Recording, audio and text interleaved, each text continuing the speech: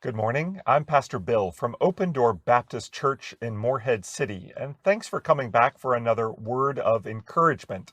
I have been bringing these short daily videos just to try to help us all to refocus our minds away from the temptation toward despair or discouragement that's all around us today in our nation, and to get our minds back on the encouraging portions and passages of Scripture. And today we are going to look at a brief passage coming out of Isaiah chapter 38. At this point in Isaiah's letter, Hezekiah the king has been sick. As a matter of fact, he's been on his deathbed and near to death.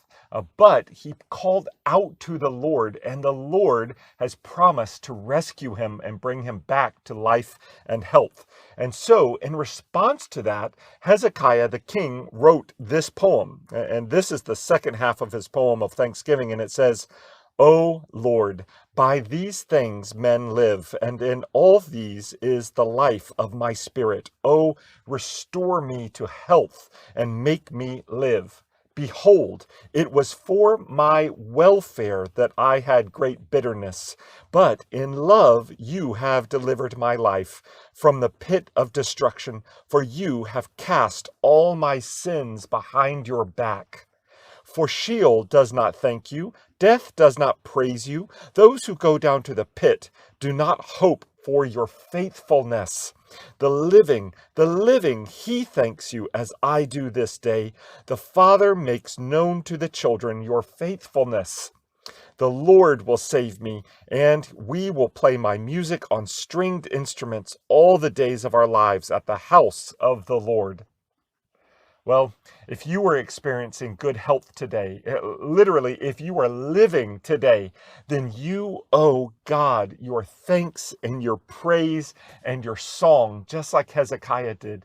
But I would like to point out actually one small piece in this song that I just read that says, it's so interesting here. It says Hezekiah believed it was for his own welfare that he had great bitterness.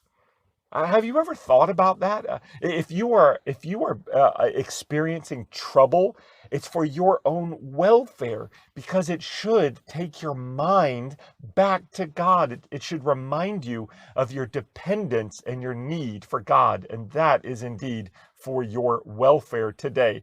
If you are experiencing trouble, if you are in trials, it is actually for your welfare to bring your attention and focus back to God, who causes you to live today.